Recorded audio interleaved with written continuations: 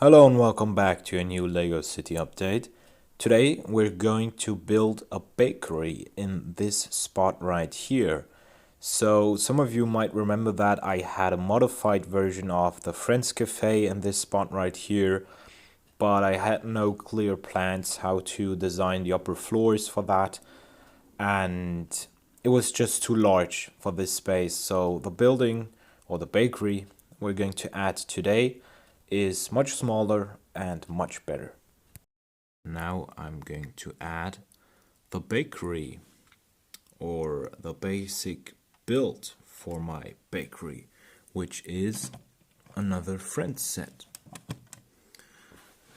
And I've decided to use this set as a base for my MOC, since I think this is one of the better looking friend sets, and you can integrate this one pretty easily into a normal LEGO city, which is what I'm going to do right now. Alright, so now I've added some walls and tiled the interior. I've also added a staircase right here leading up to the upper floor, and on the outside I've added a little sign with just 2 croissants, and I've lowered those sunshades, as you can see.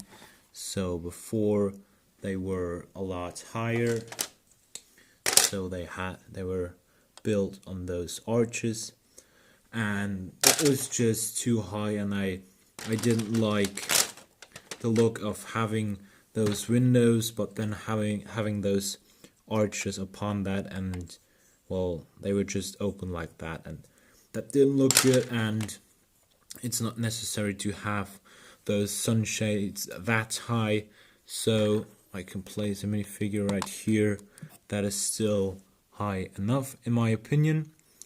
And now I'm going to add some interior. Alright, so now I've added some interior here. As you can see already from the outside, I've mainly taken the interior that came with the Friends set. So the cakes you see here in the window, they are taken from the Friends set. Let me show you some more on the inside.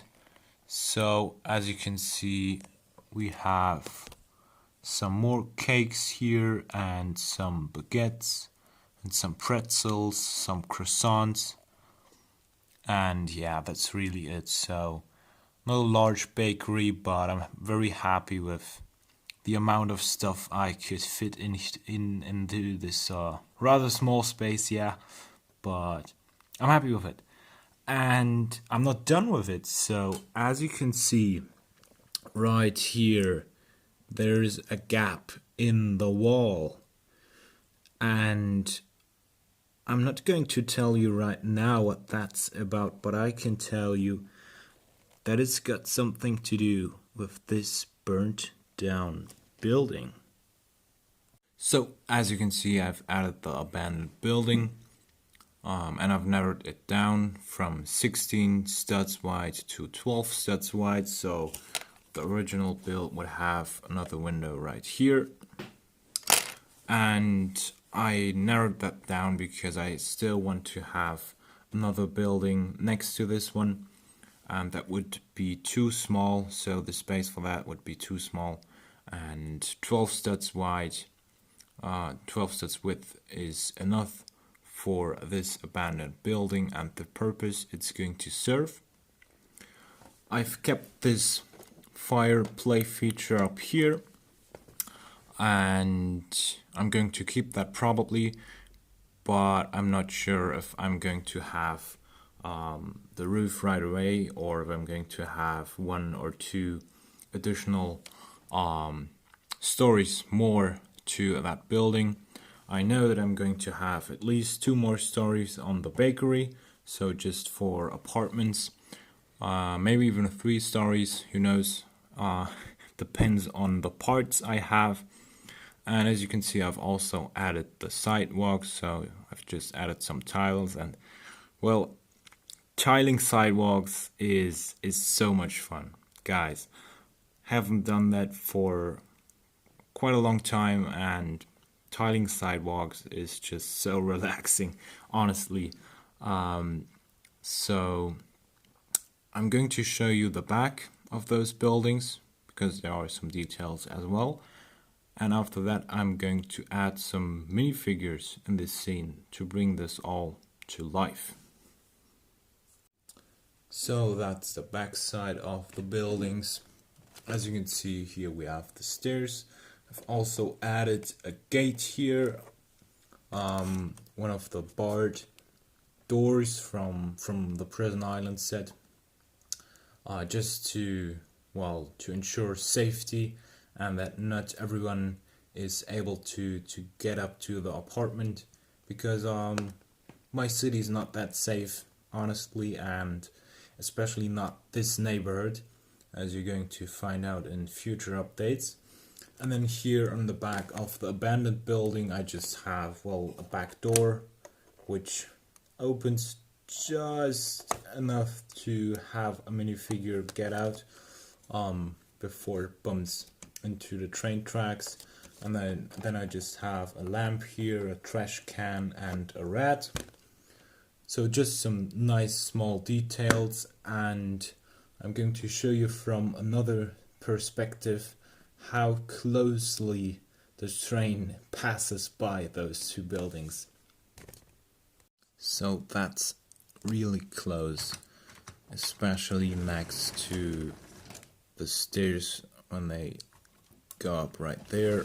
That's very, very close. But it works. It works just fine, and that's what I like.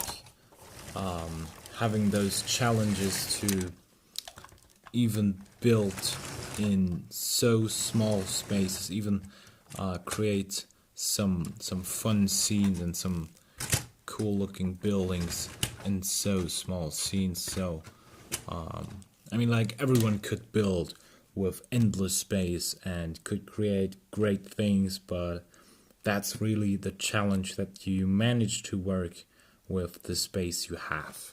So as promised, I've added some minifigures here.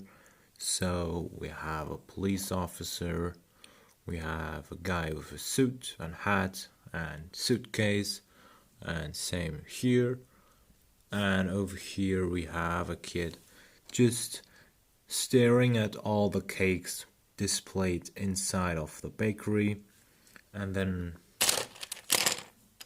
right there behind the pillar of the elevated railway we have a green trash can. So, but let's get back to the gap in the wall. Alright, so as you can see, I've not only added a minifigure in here, but I've also added an oven in the space where we had this big gap before. Now, the trick about this oven is that it's actually a sliding door leading to the ground floor of the abandoned building, which is not so abandoned, actually. So my question to you is, what have I built inside of that ground floor? I'm very excited about this. I hope that someone guesses this right.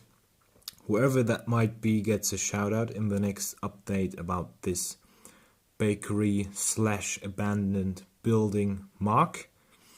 And I can tell you so much that what I've built inside of that ground floor of the abandoned building is not that legal. There's a reason why that is hidden behind that sliding door. So that's it for this update. I hope you've liked the progress we've made today. Let me know in the comments down below. Ideas and suggestions are always welcome. And yeah, let's see what's inside of that abandoned building in the next update about this bakery MOC.